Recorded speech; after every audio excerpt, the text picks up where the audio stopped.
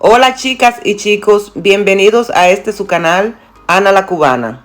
A los nuevos suscriptores les doy la más cordial bienvenida y a mis amigos de siempre, muchísimas gracias por su apoyo y sus lindos comentarios. El día de hoy vamos a hacer un centro de mesa con aros de cortinas. Espero que les guste.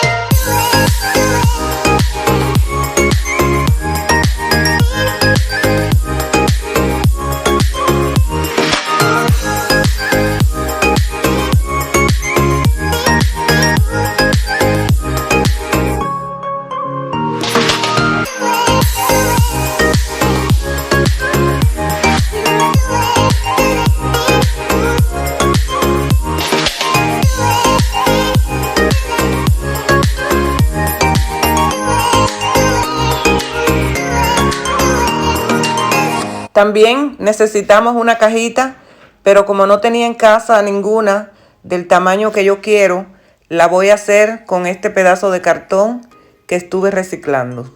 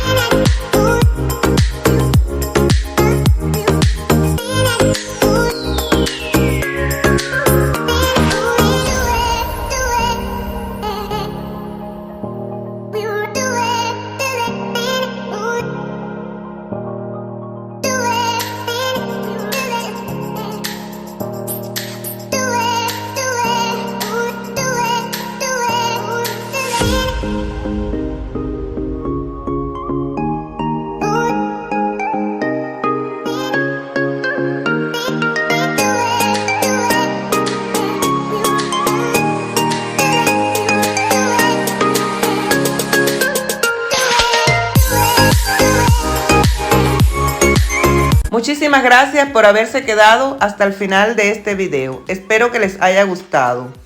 ¡Chao!